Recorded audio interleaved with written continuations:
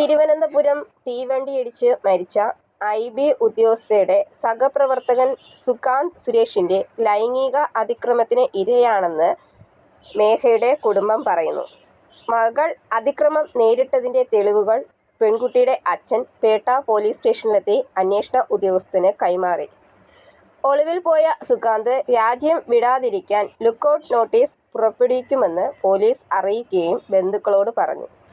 ചൊവ്വാഴ്ചയാണ് അച്ഛനും ബന്ധുക്കളും പേട്ട സി.ഐയെ കാണാനെത്തിയത്.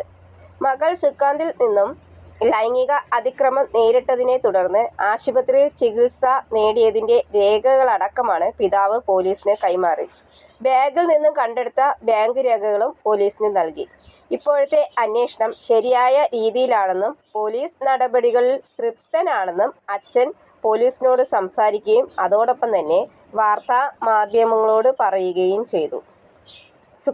സുകാന്ത് സുരേഷിനു വേണ്ടി നല്ല തിരച്ചിലാണ് നടക്കുന്നത്. ഇതുവരയ്ക്കും മലപ്പുറത്ത് വീട്ടിലോ വീട്ടിൻ്റെ പരിസരങ്ങളിലോ ഒന്നുമില്ല എന്നാണ് പോലീസ് പറയുന്നത്. അവർ വീണ്ടും അന്വേഷിച്ചു കൊണ്ടിരിക്കുകയാണ്. എത്രയും വേഗത്തിൽ തന്നെ സുകാന്തിനെ കിട്ടണമെന്ന ആവശ്യത്തോടെയാണ് അച്ഛനും ഇരിക്കുന്നത്.